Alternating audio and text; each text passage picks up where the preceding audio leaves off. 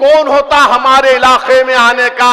अरे ये इलाका तुम्हारे बाप का नहीं है, मैं आता था, आता रहूंगा इंशाअल्लाह ताला।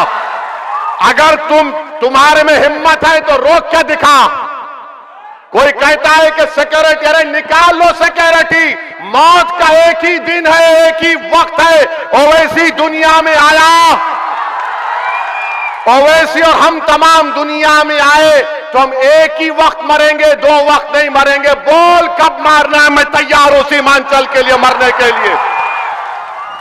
ये बात मत करो, याद रखो, जिंदगी की हैसियत मेरे लिए एक पैर की धूल की तरह है।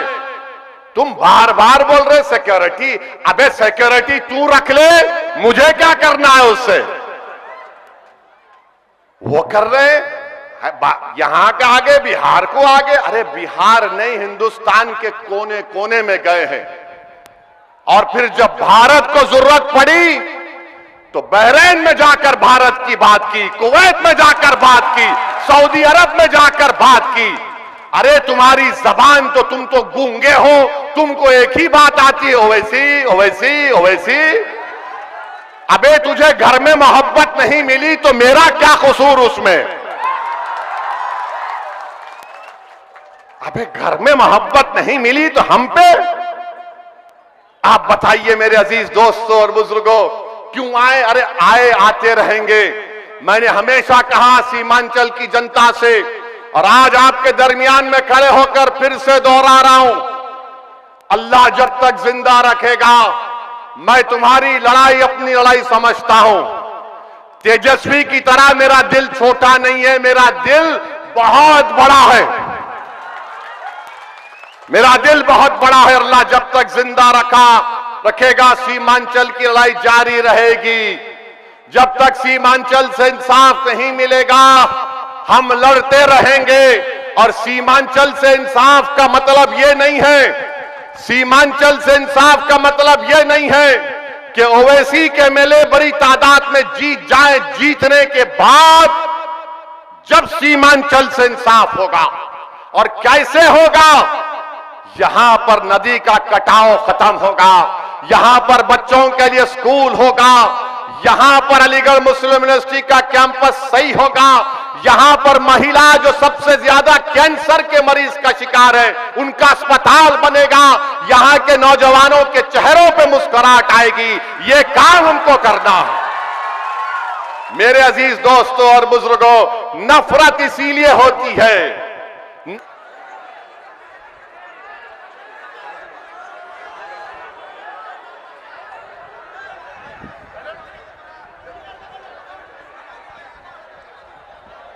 बिस्मिल्लाहिर्रहमानिर्रहीम। अस्सलामु अलैकुम वरहमतुल्लाहि वबरकातुहू। मौज़िज़ हाज़रीन इकराम, बुज़ुर्गान कौम और मिल्लत, मेरी इज़्ज़तदार माँ और बहनों, गयूर नौजवान साथियों, आप तमाम का बेहद शुक्रिया कि आपने अपना कीमती वक्त निकाल कर आज बहादुरगंज विधानसभा में जनाब तौसीफ आलम साहब के इस इंतखाबी जलसे में आपने इतनी बड़ी तादाद में यहाँ पे शिरकत की। आपका बहुत बहुत शुक्रिया।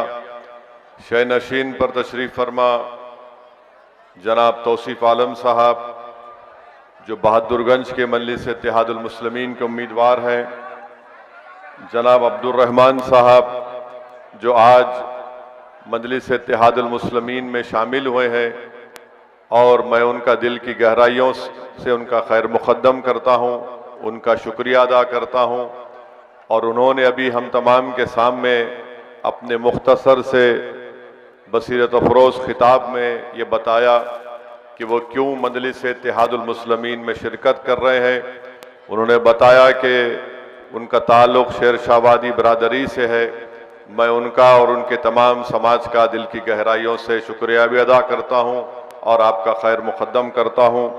जनाब शम्स आगाज़ साहब जो किशनगंज के मजलिस इत्तेहादुल मुस्लिमीन के उम्मीदवार है, जनाब असलम बाबू साहब, मोहम्मद मेराद अशरफ साहब, मुखिया नूर इस्लाम साहब, जुनेद आलम साहब, हसन अंजुम साहब, डॉक्टर शाहनवाज साहब, कारी नुमान साहब, नवारिस साहब, मुख्तार आलम साहब, मुखिया हसनैन साहब, मुखिया महफूज साहब, मुखिया इकबाल साहब, बबलू बाबू, सिराज आलम, मुजफ्फर साहब और मेरे हैदराबाद से आए हुए तमाम मजलिस के रुफ़क़ा और जनाब माजिद हुसैन साहब जो रुकन असम्बली हैदराबाद से आए हैं, जो बहादुरगंज के इंचार्ज हैं।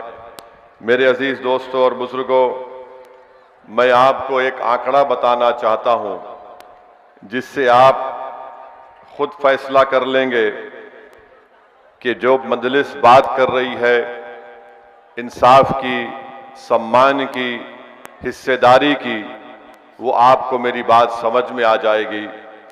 मुझे इस बात की कोई फिक्र नहीं है कि लोग हमेशा मजलिस इत्तेहादुल मुस्लिमीन पर गाली देते हैं, मुझ पर इल्ज़ाम लगाते हैं, मगर मैं जो सवाल उठाता हूं उसका वो जवाब देने से कासिर रहते हैं। आज से चंद दिन पहले अखबार में ये लिखा गया कि 2000 ये बताया गया है कि 1960 से 2020 तक जितने लोग विधायक बने, जितने लोग एमएलए बने, 1960 से 2020 तक उसमें यह बताया गया है कि यहां पर बैकवर्ड क्लास की जो आबादी है बिहार में 25% है और उनके विधायक बने 35%। पूरे बिहार में बैकवर्ड क्लास की आबादी 25% है, उनके विधायक बने 35%।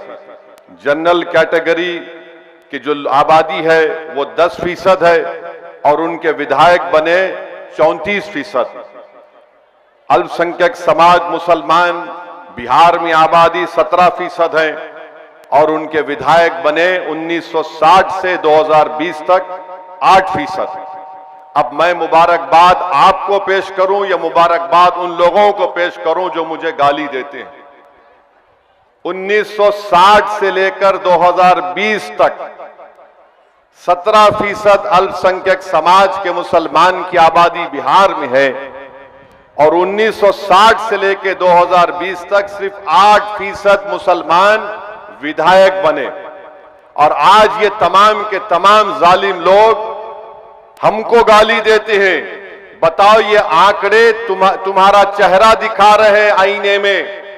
जो तुम्हारा चेहरा देखेगा आईने में वो ये कहेगा कि तुम्हारे दिल और दिमाग में नफरत है, तुम्हारा दिल बड़ा छोटा है।